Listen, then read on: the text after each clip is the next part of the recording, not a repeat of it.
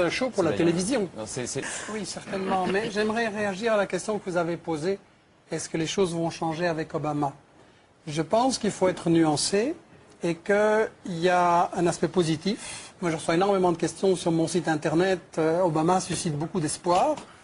Et l'aspect positif, je pense, c'est que ça n'est pas du tout sans valeur qu'aux États-Unis, avec toute leur histoire raciste, un noir ait été élu à la présidence. C'est une avancée, c'est important. Aussi positif, Obama a été élu parce qu'il a proposé un changement. Il est apparu, en tout cas, comme refusant Bush et le militarisme et la guerre et tout ça.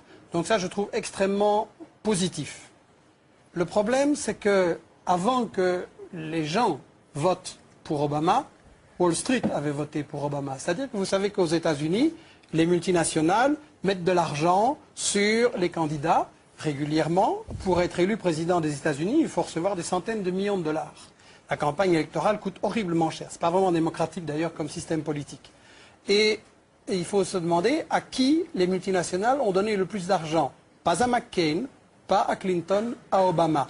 Donc le problème, c'est que les gens maintenant, avec la crise, ils ont voté Obama pour qu'on les sauve des banques.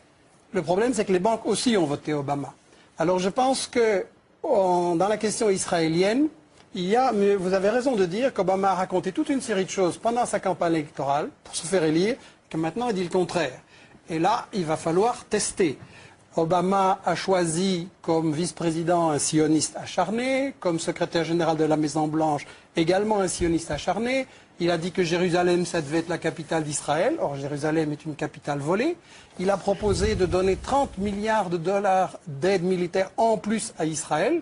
Je voudrais simplement dire à Obama, il y a 40 millions de gens sous le seuil de pauvreté aux États-Unis. Est-ce que ces milliards de dollars ne seraient pas mieux utilisés là? Il y a un énorme problème social aux États-Unis et je pense que malheureusement, d'abord le problème c'est que le pouvoir n'est pas à la Maison-Blanche. Le pouvoir, il est dans les multinationales qui décident cette stratégie et qui décident qui sera président. Et je crois sincèrement qu'on va ils ont maintenant, comme je l'ai dit au début et comme M. Baird l'a souligné, ils ont un grand problème, c'est que la méthode Bush, on passe en force, on fait la guerre à tout le monde, ça a échoué. Ça n'a provoqué que de plus en plus d'indignation, de résistance dans le monde. En plus, les États-Unis sont une puissance économiquement en faillite. Il y a eu la crise immobilière, s'annonce la crise des cartes de crédit. Donc, il va y avoir En fait, c'est une économie en faillite. Comment voulez-vous continuer à faire la guerre partout dans le monde quand vous n'avez pas une économie qui peut la payer? Donc maintenant, ils sont vraiment dans un désarroi à hésiter entre les tactiques on va jusqu'au bout, on fait la guerre à fond et en avant, ou des tactiques plus intelligentes, comme on a entendu cette version-là, pour essayer de maintenir la domination des États-Unis sur le monde. Moi, je voudrais simplement dire, les États-Unis n'ont pas à dominer le monde. Il ne faut pas se poser la question quelle est la meilleure manière de rester les maîtres du monde. Le monde, simplement, il est en train d'évoluer. Il n'est plus unipolaire avec une grande puissance. Il est multipolaire. La Chine monte en puissance. La Russie a cessé de se mettre à genoux devant les États-Unis. Le Brésil, l'Inde, etc. sont aussi des puissances qui essayent de monter. L'Amérique latine essaye de se libérer. Ça, c'est un monde multipolaire. Je ne dis pas que c'est un miracle. La question riche-pauvre va rester là-dedans. Il restera plein de problèmes.